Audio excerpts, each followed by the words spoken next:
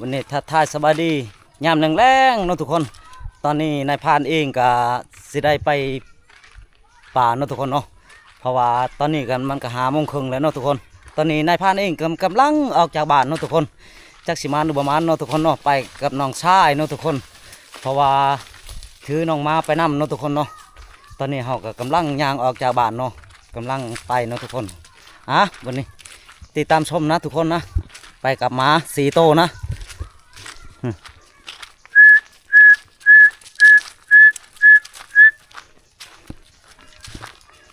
โอ้ตื่นแล้วล่ะเธอตื่นเปร์จ้าโอ้จนตะบูครักนอร์จ้ามาโอ้ครักเลยเล่นละบ่อยๆนะเด้ทุกคนตอนนี้ก็กำลังขึ้นภูเนาะทุกคนกับน้องมาเนี่ยไปกับน้องชายเพราะว่านายพรานใหญ่เพิ่นก็บ่ได้ไปเนาะอันนี้พาน้องชายไปหาขวานเนาะทุกคนไปกับหมา4 โตว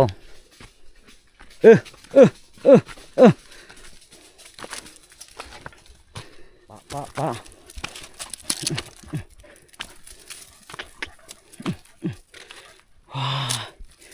เมื่อย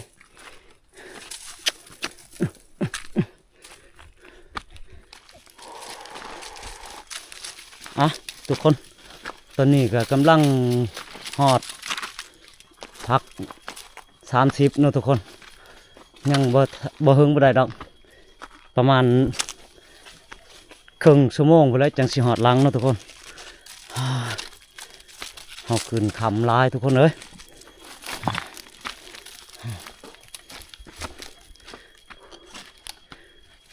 เบิ่ง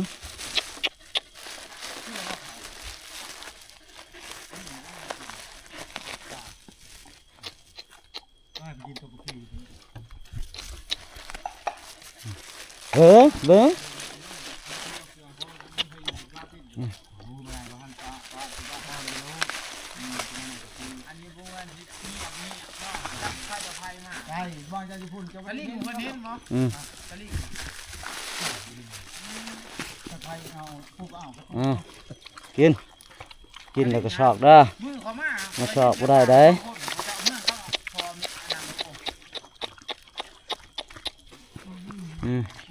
เจ้านี่กินไว้แท้เจ้านี่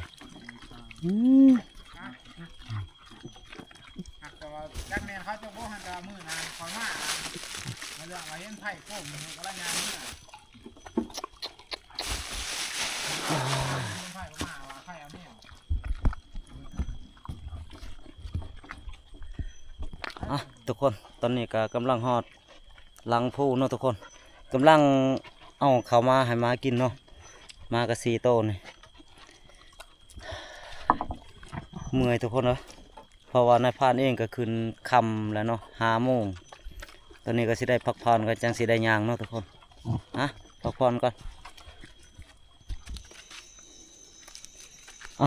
ทุกคนตอนนี้เฮาก็เดินต่อเนาะเพราะว่าเช้าเมื่อยเช้ามึนแล้วเฮากับย่างต่ออีกทุกคนเลยมา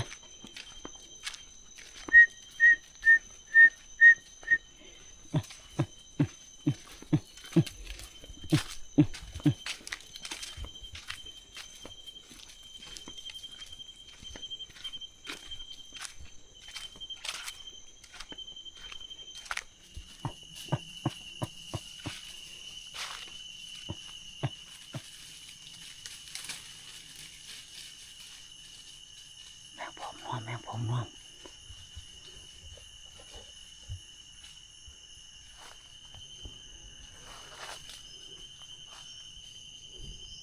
มันปั้นบ่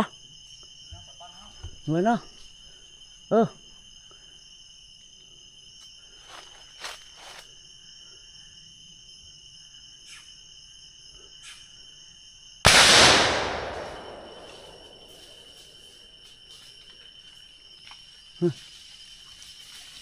Tết chưa tiết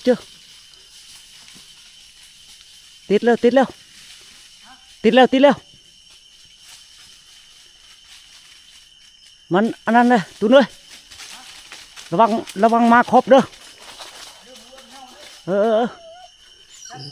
เต็ดแล้วถึงแล้วทุกคนถึงแล้ว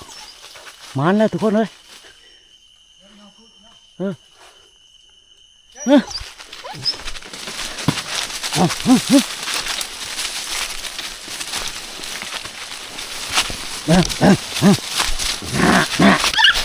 เอา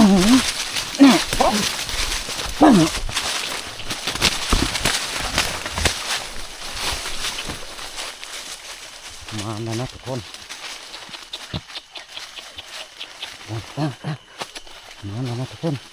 กระโหมน่วมนะทุกคนเฮ้ยเฮ้ยเฮ้ยเฮ้ยฟังพ่อ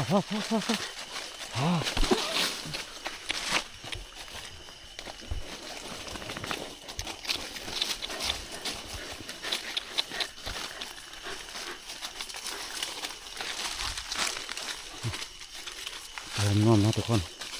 ในผ่านม่านเลยถูก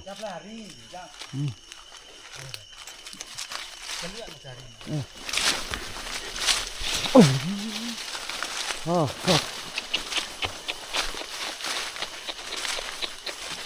ใส่กระทงดิกระทง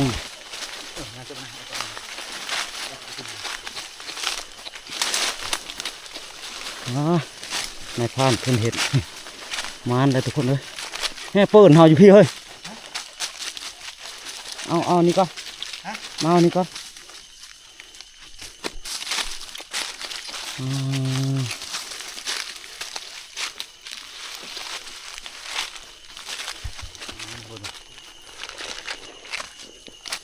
เดี๋ยวจุดเพื่อตัวเลย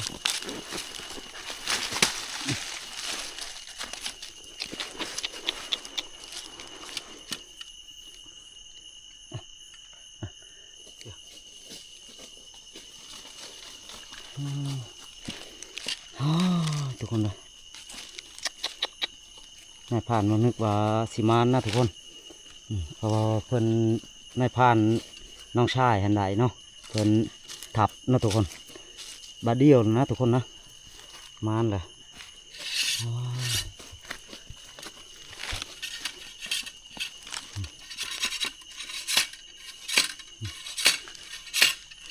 นายผ่านพอตุนได้นะทุกคนมันทุกคนเลย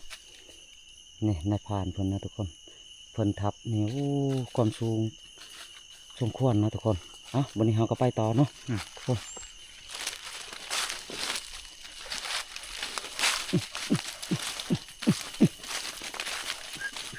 ชอก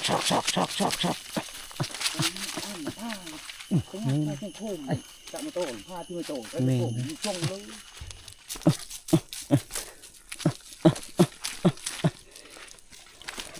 อันนี้เราก็ได้เขาดงใหญ่แล้วทุกคนนะมาลุ้นกันต่ออีกทุกคนชอก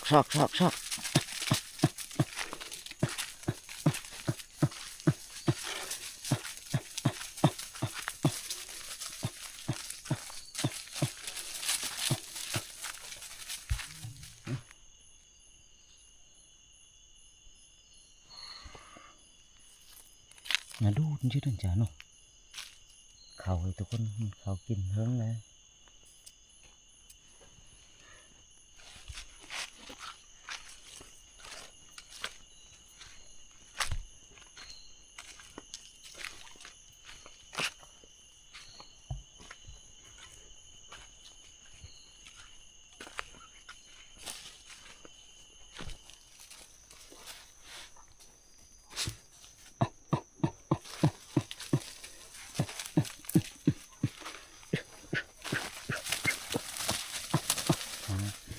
มาเฮากับกำลังสอกทุกคนนะ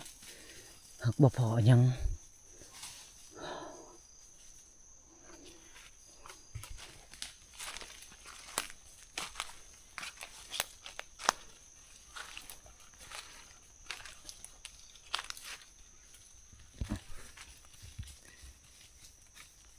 นี่คือ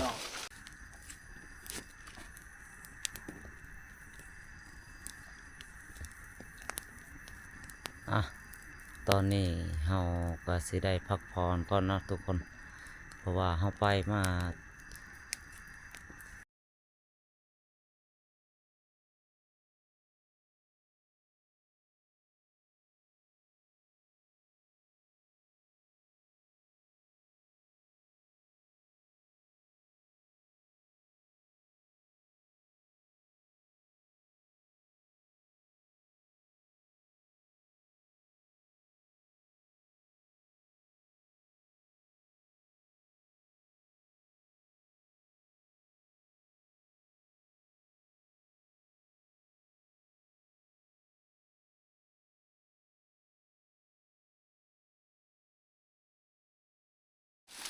มานี่ทุกคนเลยนี่ว่ามันนี่หัน2 โตเนาะ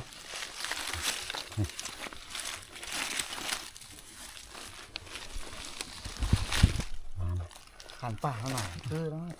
ผมก็ผมน่วมนะทุกคน2 โตแล้วนะ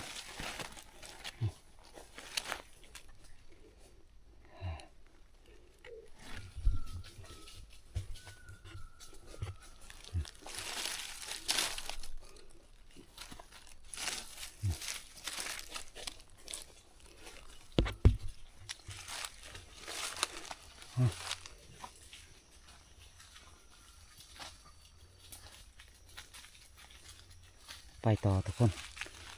ประมาณแล้วมัน2 โตแล้วทุกคนเนอะเราก็ไปต่ออีก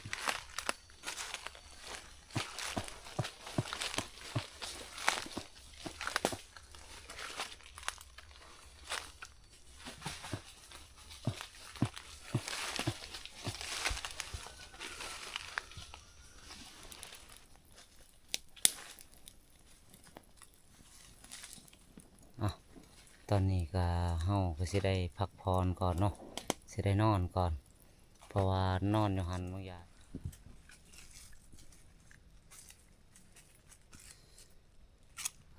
วันนี้จะสิได้เดินต่อนะทุกคนตอนนี้ก็4 โมงแล้วเนาะเฮาก็สิได้กลับอวยคืน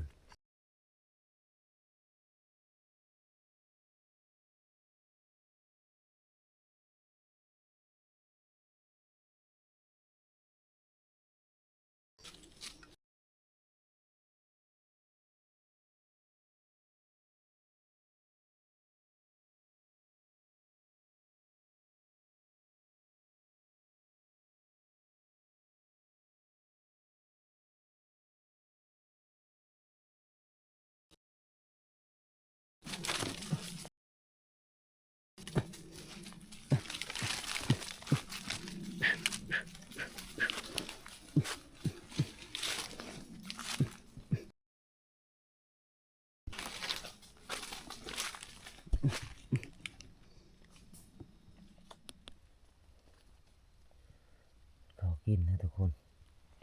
มุนทีเพื่อนหมกบก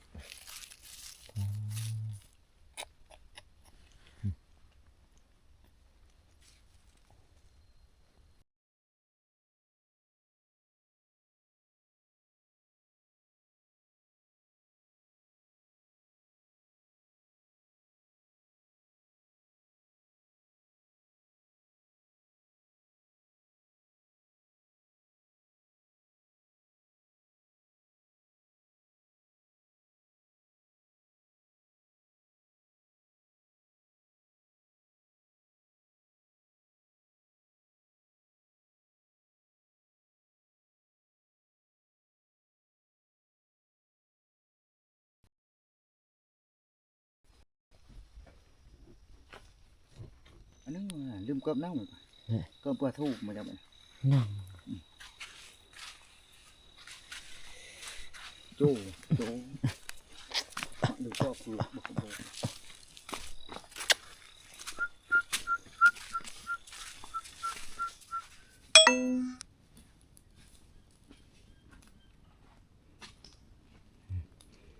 ผลงานใดคืนนี้นะทุกคนที่เฮาไปไต่ตานี่กับน้องชายเนาะนี่2 โตเลย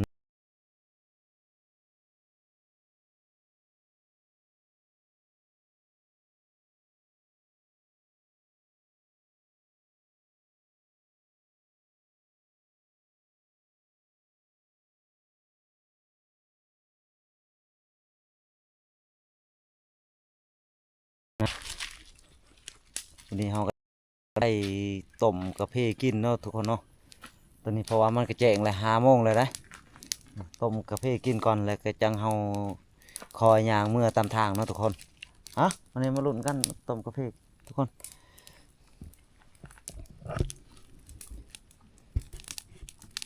มาช้าลงไปตัวมาสิบมีเช่นต่างหาก อืม ก็ให้ตัวรถมาสิ วันนี้ก็ได้ย่างกันเนาะทุกคน เดินต่ออีกเพราะว่าเฮาพักผ่อนเลยย่างนำทางมานี่ไป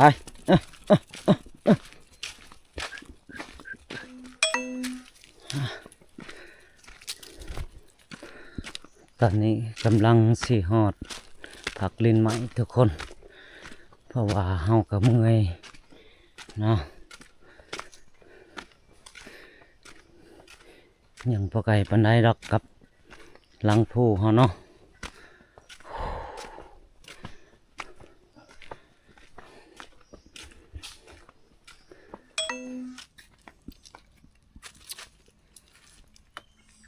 ทุกคนวันนี้ตอนนี้ก็ฮอดหลังผู้แล้วทุกคนเอ้ยวันนี้เฮามากับย่างเอาแต่พุ่นกับเมื่อยพอสมควรนะตอนนี้เฮาก็ยังสิได้พักผ่อนอยู่ในหลังผู้เนาะทุกคนเพราะว่าเฮาก็มานแมงประหมน่วมเนาะทุกคนเนาะ2 โตวันนี้ก็ทางนายพรานเองก็บ่มีหยังเนาะทุกคนเพราะว่า FC พังไทยพังลาวนะทุกคนต้องเบิ่งคืนนะทุกคนนะเพราะว่าเขาเอาเพจป้อมมาใส่เพจบุ๊บเนาะของนายพรานเองนี่แหละเนาะเพราะว่านายพรานก็บ่ได้ลงใส่เพจบุ๊กนะอันนั้นช่องของนายพรานเองเนาะเพราะว่าช่องใส่แต่ช่อง YouTube เนาะทุกคนคัน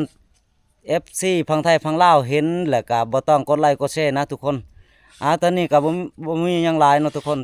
นายพรานเองก็สิได้ปิดคลิปเนาะสิจบเพียงเท่านี้เนาะทุกคนขอขอบคุณขอบใจหลายๆทาง FC พังไทยพังลาวเนาะทุกคน